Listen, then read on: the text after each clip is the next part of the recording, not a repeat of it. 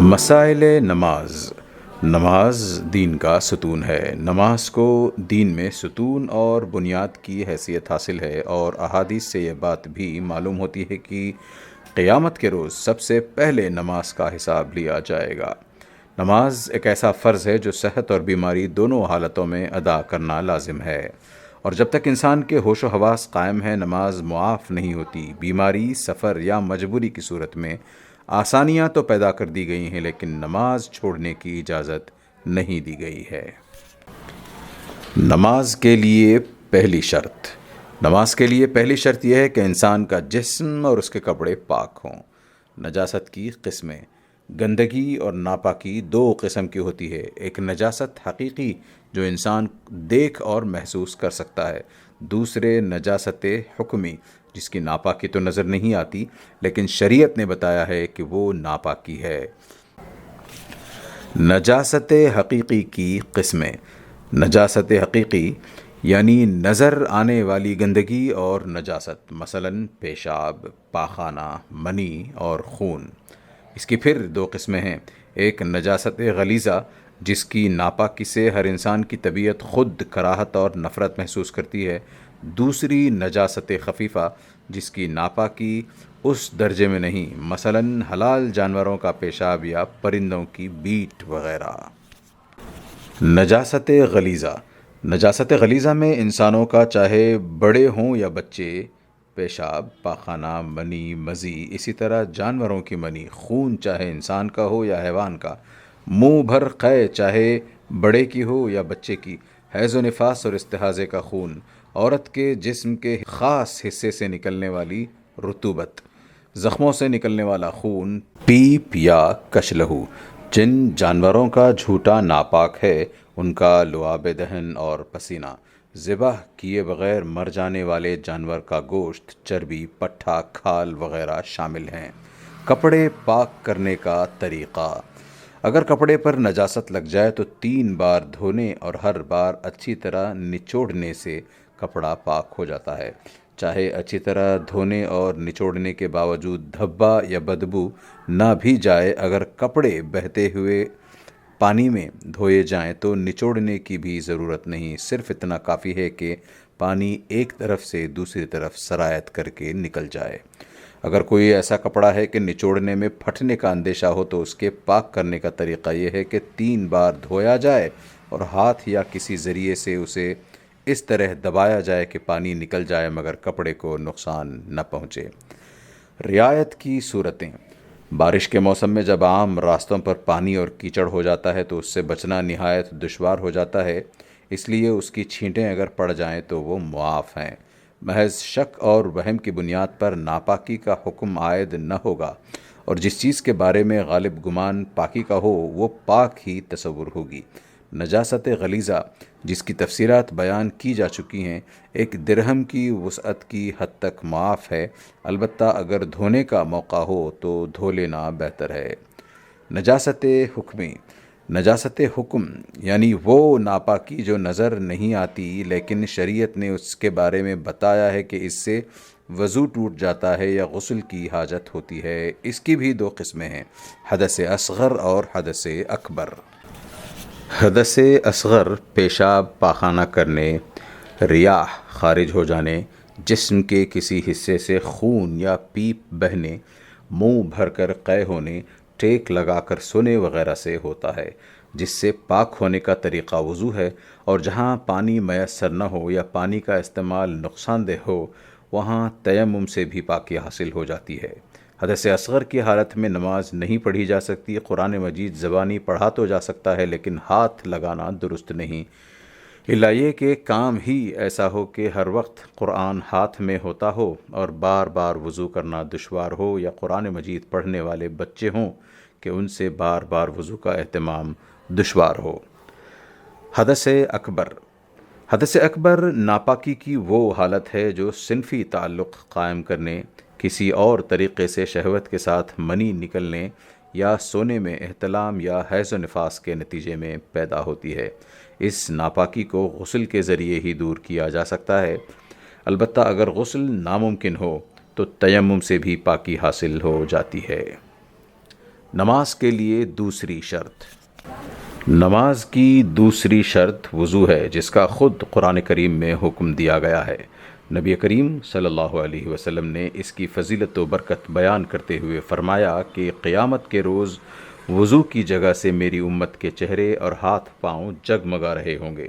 ایک روایت میں وضو کو ایمان کی علامت قرار دیا گیا ہے اور دوسری جگہ وضو سے سارے جسم کے گناہ جھڑ جانے کی خوشخبری دی گئی ہے۔ وضو کا طریقہ۔ وضو بسم اللہ پڑھ کر شروع کیا جائے۔ پہلے داہنے ہاتھ میں پانی لے کر دونوں ہاتھوں کو گٹوں تک یعنی اچھی طرح مل کر 3 بار دھویا جائے۔ پھر داہنے ہاتھ میں پانی لے کر 3 بار کلی کی جائے اور مسواک سے دانتوں کو صاف کیا جائے یا انگلی دانتوں پر اچھی طرح مل کر دانت صاف کیے جائیں۔ روزہ نہ ہو تو حلق میں پانی ڈال کر غرارہ کیا جائے۔ پھر 3 بار ناک میں اس طرح پانی ڈالا جائے کہ نتنوں کی جڑ تک پہنچ جائے اور بائیں ہاتھ سے ناک صاف کی جائے۔ ناک میں پانی ڈالنے کے لیے 3 بار نیا پانی لیا جائے۔ پھر دونوں ہاتھوں کا چلو بنا کر پانی لے لیا جائے اور 3 بار پورا چہرہ اس طرح دھویا جائے کہ بال برابر جگہ بھی سوکھی نہ رہ جائے۔ داڑھی اگر گھنی ہو تو اس طرح انگلیوں سے خلال کیا جائے کہ بالوں کی جڑ تک پانی پہنچ جائے۔ پھر دونوں ہاتھوں کو کوہنیوں سمیت اچھی طرح مل مل کر دھویا جائے۔ پھر دایاں اور پھر بایاں ہاتھ 3 بار دھویا جائے۔ ہاتھوں کی انگلیوں میں انگلیاں ڈال کر خلال کیا جائے اور انگوٹھی پہنے ہوئے ہونے کی صورت میں اسے ہلا کر پوری انگلی کو تر کر لیا جائے۔ عورتیں چوڑیاں اور زیور کچھ اس طرح ہلا لیں کہ کوئی جگہ خشک نہ رہے۔ پھر دونوں ہاتھوں کو پانی سے تر کر کے سر اور کانوں کا مسح کیا جائے۔ مسح کرنے کا طریقہ یہ ہے کہ انگوٹھا اور شہادت کی انگلی الگ رکھ کر باقی 3 انگلیاں دونوں ہاتھوں کی ملا کر انگلیوں کا اندرونی حصہ پیشانی کے بالوں سے پیچھے کی طرف پھیر کر چوتھائی سر کا مسح کیا جائے۔ پھر ہاتھ کی دونوں ہتھیلیاں پیچھے کی طرف سے آگے کی طرف پھیر کر 3/4 سر کا مسح کیا جائے۔ پھر شہادت کی انگلی سے کان کے اندرونی حصے میں اور انگوٹھے سے بیرونی حصے میں مسح کر کے پھر انگلیوں کی پشت سے گردن کا مسح کیا جائے۔ مسح کرنے کے بعد دونوں پاؤں ٹخنوں سمیت 3 بار اس طرح دھوئے جائیں کہ دائیں ہاتھ سے پانی ڈالتا جائے اور بائیں ہاتھ سے ملتا جائے، اور بائیں ہاتھ کی چھوٹی انگلی سے پاؤں کی انگلیوں کے درمیان بھی خلال کیا جائے۔ وضو تسلسل کے ساتھ کیا جائے، قسطوں اور درمیان میں وقفہ دے کر نہ کیا جائے۔ ہر نماز کے لیے چاہے نماز فرض ہو یا نفل یا جنازہ وضو فرض ہے، اور بعض فقہا کے نزدیک سجدہ تلاوت کے لیے بھی وضو لازم ہے۔ اگر کسی عضو پر کسی حصے پر چوٹ یا زخم ہو اور پانی لگنا اس کے لیے نقصان دہ ہو تو مسح کر لینا کافی ہے، اور اگر مسح کرنا بھی مضر ہو تو مسح بھی نہ کرے۔ موزوں پر مسح۔ موزوں پر مسح کا طریقہ یہ ہے کہ غیر استعمال شدہ پانی سے دونوں ہاتھ تر کر کے دائیں ہاتھ کی انگلیوں کو ذرا کشادہ کر کے دائیں پاؤں اور بائیں ہاتھ کی انگلیوں اور بائیں پاؤں پر پھیرا جائے اور انگلیاں پنجر سے ٹخنے کی طرف پھیر لی جائیں اور اس طرح جما کر پھیری جائیں کہ موزوں کی طرح پر پانی کی لکیر کھینچتی محسوس ہو۔ دونوں پیروں پر صرف ایک بار مسح کیا جائے اور صرف پیر کی پشت تک محدود رکھا جائے، تلووں پر مسح نہ کیا جائے۔ مسح کب باطل ہوتا ہے؟ جن چیزوں سے وضو ٹوٹتا ہے انہی سے مسح بھی باطل ہوتا ہے، یعنی دوبارہ وضو کے ساتھ موزوں پر مسح بھی از سر نو کرنا پڑے گا۔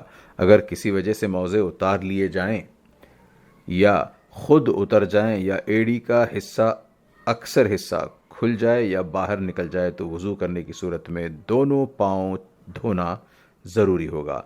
تیمم کرنے والے کے لیے مسح کی ضرورت نہیں اور غسل کی صورت میں پاؤں دھونا ضروری ہے۔ شرائط نماز۔ نماز کے لیے کھڑے ہونے سے پہلے 7 باتوں کا اطمینان حاصل کیجیے۔ ان میں سے کوئی بھی بات اگر رہ گئی تو نماز نہ ہوگی۔ نمبر 1، بدن پاک ہو، یعنی جسم پر کوئی نجاست لگی ہوئی نہ ہو۔ اگر وضو کی ضرورت ہو تو وضو، اور اگر غسل کی ضرورت ہو تو غسل کر لیا جائے۔ لباس پاک ہو، یعنی جو کپڑے پہن کر آپ نماز کے لیے کھڑے ہو رہے ہیں وہ پاک ہوں۔ جگہ، نمبر 3، جگہ جہاں کھڑے ہو کر نماز ادا کی جا رہی ہے پاک ہو۔ اس سے مراد دونوں قدموں اور گھٹنوں کے ساتھ اور ہاتھوں کے ساتھ سجدے کی جگہ کا پاک ہونا بھی ضروری ہے، لیکن ایسی جگہ بھی جہاں قریب ہی غلاظت اور تعفن ہو نماز پڑھنا مناسب نہیں ہے۔ نمبر 4، جسم کے ان حصوں کو چھپا لیا جائے جن کا چھپانا مرد اور عورت کے لیے فرض ہے۔ مرد کے لیے ناف سے گھٹنے تک اور عورت کے لیے ہتھیلی، پاؤں اور چہرے کے علاوہ پورے جسم کا چھپانا فرض ہے۔ نیز عورت کو ٹخنے چھپانا بھی ضروری ہے۔ نمبر 5، جو نماز پڑھی جا رہی ہے اس کا وقت ہوا ہو اور اگر وقت سے پہلے نماز پڑھی جائے تو وہ نماز نہ ہوگی، اور وقت نکلنے کے بعد بھی نماز پڑھی جائے تو وہ قضا ہو گئی، ادا نہ ہوئی۔ نمبر 6، نماز پڑھتے وقت اپنا رخ قبلے کی طرف کیا جائے۔ اگر کسی حقیقی معذوری یا مجبوری کے بغیر کسی دوسری جانب منہ کر کے نماز پڑھی جائے تو وہ نماز نہ ہوگی۔ نمبر 7، فرض نماز کی نیت کی جائے کہ کس وقت کی نماز ادا کی جا رہی ہے، اور اگر قضا نماز پڑھی جا رہی ہے تو یہ نیت کہ کس وقت کی نماز کی قضا ہے۔ ارکان نماز۔ نماز کے دوران 7 باتوں کا اہتمام لازم ہے کہ ان میں سے کوئی بھی رہ جائے تو نماز نہ ہوگی۔ نمبر 1، نماز شروع کرتے وقت اللہ اکبر کہا جائے، جسے تکبیر تحریمہ کہتے ہیں۔ اس تکبیر تحریمہ کے بعد چلنا پھرنا، بات چیت کرنا، کھانا پینا سب حرام ہو جاتا ہے۔ نمبر 2، نماز میں اتنی دیر قیام یعنی سیدھا کھڑا ہونا جتنی دیر میں قرآن کی اتنی قرأت ہو سکے جتنی فرض ہے۔ یہ قیام صرف واجب اور فرض نمازوں میں لازم ہے، الا یہ کہ کوئی عذر شرعی لاحق ہو اور قیام ممکن نہ ہو۔ نفل نماز میں قیام لازمی نہیں ہے۔ نمبر 3، نماز میں کم از کم 1 آیت پڑھنا، لیکن یہ صرف مجبوری کی صورت میں آخری حد ہے۔ لیکن امام محمد رحمہ اللہ اور امام ابو یوسف رحمہ اللہ کے نزدیک کم سے کم 3 چھوٹی آیات یا 1 بڑی آیت پڑھنا ضروری ہے۔ یہ قرأت فرض نمازوں کی 2 رکعتوں میں لازم ہے۔ نمبر 4، ہر رکعت میں 1 بار رکوع یعنی گھٹنوں کے بل جھکنا ضروری ہے۔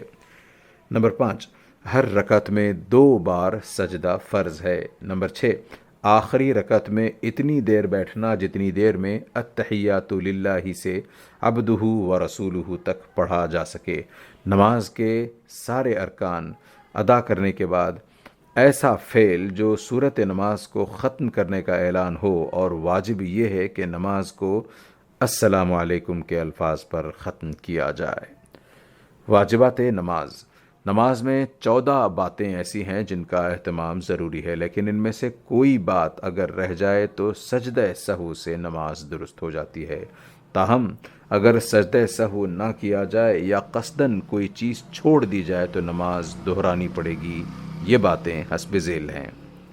نمبر 1، فرض نمازوں کی پہلی 2 رکعتوں میں قرأت کرنا۔ نمبر 2، فرض نمازوں کی پہلی 2 رکعتوں اور پھر باقی ساری رکعتوں میں سورہ فاتحہ پڑھنا۔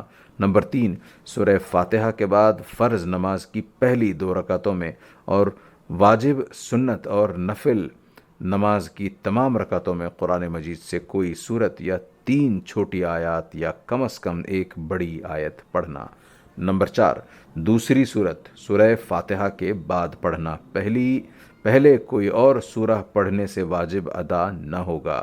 نمبر 5، قرأت، رکوع، سجدوں اور رکعتوں میں ترتیب قائم رکھنا۔ نمبر 6، قوما کرنا یعنی رکوع سے اٹھ کر سیدھے کھڑے ہو جانا۔ نمبر 7، جلسہ یعنی دونوں سجدوں کے درمیان اطمینان سے سیدھا بیٹھنا۔ نمبر 8، رکوع اور سجدے پورے اطمینان اور ٹھہراؤ کے ساتھ ادا کرنا۔ نمبر 9، قعدہ اولا یعنی 3 اور 4 رکعتوں والی نمازوں میں 2 رکعتوں کے بعد التحیات پڑھنے کی مقدار بھر بیٹھنا۔ نمبر 10، دونوں قعدوں میں التحیات پڑھنا۔ نمبر 11، امام کو فجر کی دونوں رکعتوں میں اور مغرب اور عشاء کی پہلی 2 رکعتوں میں اور جمعہ، عیدین، تراویح اور رمضان کے مہینے میں وطروں میں بلند آواز سے قرأت کرنا، اور ظہر و عصر کی 4 رکعتوں اور مغرب و عشاء کی آخری رکعتوں میں آہستہ آواز سے قرأت کرنا۔ نمبر 12، نماز کو السلام علیکم ورحمۃ اللہ کے الفاظ کے ساتھ ختم کرنا۔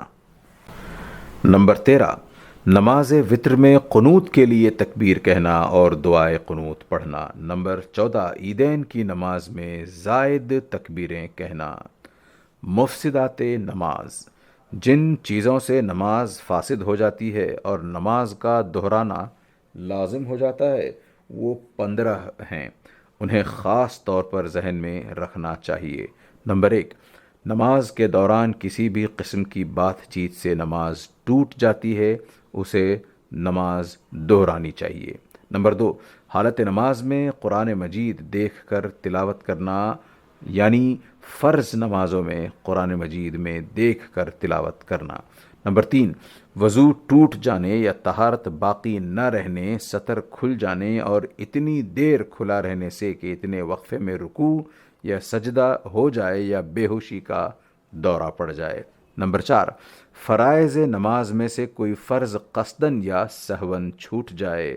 نمبر 5، واجبات نماز میں سے کوئی ایک یا سب قصداً چھوڑ دیے جائیں۔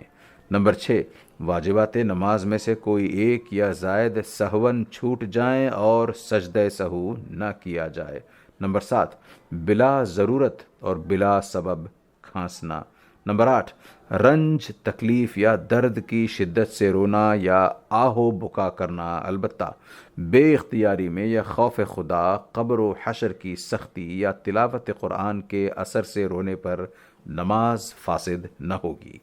نمبر 9، نماز کی حالت میں قصداً یا سہواً کچھ کھا پی لینا۔ نمبر 10، کسی عذر یا سبب شرعی کے بغیر نماز میں چلنا پھرنا۔ نمبر 11، کوئی ایسا کام دوران نماز کرنا کہ دیکھنے والا یہ سمجھے کہ آپ نماز نہیں پڑھ رہے ہیں۔ نمبر 12، تلاوت قرآن میں کوئی ایسی غلطی جس سے معانی بدل جائیں۔ نمبر 13، بالغ آدمی کا نماز کے دوران قہقہا مار کر ہنسنا، آواز سے ہنسنا۔ نمبر 14، نماز کے دوران میں سامنے رکھی ہوئی کسی عبارت کا زبان سے پڑھ دینا، البتہ زبان سے پڑھے بغیر مطلب سمجھ لینے سے کوئی حرج واقع نہ ہوگا۔ نمبر 15، کسی عورت کا جو کم سن بچی ہو اتنی دیر ساتھ کھڑا رہنا جتنی دیر میں رکوع یا ایک سجدہ کیا جائے، البتہ اگر درمیان میں پردہ حائل ہو تو نماز فاسد نہ ہوگی۔ خواتین کی نماز، نماز کے بیشتر ارکان خواتین کے لیے بھی وہی ہیں جو مردوں کے لیے ہیں، البتہ 6 چیزوں کی ادائیگی کے طریقے میں تھوڑا سا فرق ہے، اور اس کا مقصد یہ ہے کہ ستر اور پردے کا خواتین میں زیادہ اہتمام کیا جائے۔ وہ فرق یہ ہیں: نمبر 1، تکبیر تحریمہ کہتے ہوئے ہاتھ اٹھانا، اور خواتین کے لیے یہ پابندی ہے کہ گرمی ہو یا سردی وہ ہاتھ اٹھاتے وقت اپنے ہاتھ دوپٹے یا چادر کے اندر ہی اٹھائیں، اس سے باہر نہ نکالیں۔ پھر مردوں کی طرح ہاتھ کانوں تک نہ لے جائیں بلکہ صرف شانوں تک ہی اٹھائیں۔ نمبر 2، ہاتھ باندھنا، خواتین ہاتھ سینے پر باندھیں، سینے سے نیچے ناف پر نہ باندھیں، اور دائیں ہاتھ کی ہتھیلی بائیں ہتھیلی کی پشت پر رکھیں۔ رکوع، نمبر 3، رکوع میں بھی خواتین صرف اتنا جھکیں کہ دونوں ہاتھ گھٹنوں تک پہنچ جائیں، دونوں کوہنیاں پہلوؤں سے ملی رہیں اور انگلیاں پھیلا کر گھٹنوں پر رکھنے کی بجائے انگلیاں ملا کر گھٹنوں پر رکھیں۔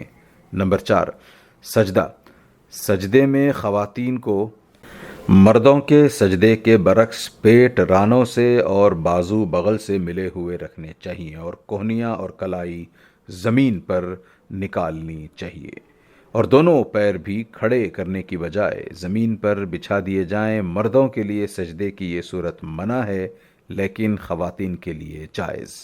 تاہم تازہ حقائق کی روشنی میں مدلل طور پر یہ بات سامنے آتی ہے کہ مردوں اور عورتوں کے سجدے میں کوئی فرق نہیں۔ نمبر 5، قاعدہ اور جلسہ۔ قاعدے یا جلسے میں خواتین دونوں پیروں کو داہنی جانب نکال کر بائیں کولہے پر اس طرح بیٹھیں کہ داہنی ران بائیں ران پر آ جائے اور داہنی پنڈلی بائیں پنڈلی پر رہے۔ نمبر 6، نماز میں خواتین کو بلند آواز سے قرات کرنا جائز نہیں، الا یہ کہ وہ اکیلے میں تنہا نماز پڑھ رہی ہوں۔ وہ سورۃ الفاتحہ اور قرآن مجید سے جو کچھ بھی نماز کے دوران پڑھیں بہتر ہے آہستہ پڑھیں۔ نماز تراویح۔ تراویح کی نماز مرد اور عورت دونوں کے لیے سنت مؤکدہ ہے۔ مردوں کے لیے تراویح کی نماز جماعت کے ساتھ بھی مسنون ہے۔ تراویح کی رکعتیں 20 ہیں، یہ تعداد اور تراویح کی جماعت کا نظم حضرت عمر رضی اللہ عنہ کے عہد مبارک میں ہوا، اور بعد کے دور میں خلفائے راشدین نے بھی 20 رکعتیں ہی پڑھیں۔ تراویح 2 رکعتوں کی نیت باندھ کر ادا کی جائیں، اور ہر 4 رکعتوں کے بعد کچھ دیر بیٹھ کر ذکر و تسبیح کی جائے۔ تراویح کا وقت عشاء کے بعد سے نماز فجر تک ہے۔ نماز جنازہ۔ نماز جنازہ فرض کفایہ ہے، اس میں 2 فرائض ہیں۔ نمبر 1، 4 مرتبہ اللہ اکبر کہنا۔ ہر تکبیر 1 رکعت کی قائم مقام ہے، اور جنازے کی نماز میں رکوع یا سجدہ وغیرہ کچھ نہیں ہوتا۔ نمبر 2، نماز کھڑے ہو کر پڑھنا۔ عذر کے بغیر بیٹھ کر نماز جنازہ پڑھنا جائز نہیں۔ نماز جنازہ کا مسنون طریقہ یہ ہے کہ مقتدیوں کی کم از کم 3 صفیں بنائی جائیں، اور میت آگے رکھ کر امام سے اس کے سینے کے مقابل کھڑا ہوا جائے۔ پھر اللہ اکبر کہتے ہوئے دونوں ہاتھ کانوں تک اٹھائے جائیں، اور پھر دوسری نمازوں کی طرح ہاتھ باندھ لیے جائیں اور ثنا پڑھی جائے، یعنی سبحانک اللہم وبحمدک وتبارک اسمک وتعالی جدک وجل ثناؤک ولا الہ غیرک۔ ثنا پڑھنے کے بعد پھر تکبیر کہیں، لیکن ہاتھ اٹھانا یا نہ اٹھانا آپ کا اختیار ہے۔ پھر درود شریف پڑھیں، پھر ایک بار تکبیر کہہ کر ہاتھ باندھے رکھیں یا ہاتھ اٹھائیں، اور اس بار میت کے لیے مسنون دعا پڑھیں، اور پھر چوتھی بار تکبیر کہہ کر دونوں طرف سلام پھیر دیں۔ جس شخص کو نماز جنازہ کی دعا یاد نہ ہو، وہ صرف اللہم اغفر للمؤمنین والمؤمنات پڑھ سکتا ہے، نماز انشاءاللہ ہو جائے گی۔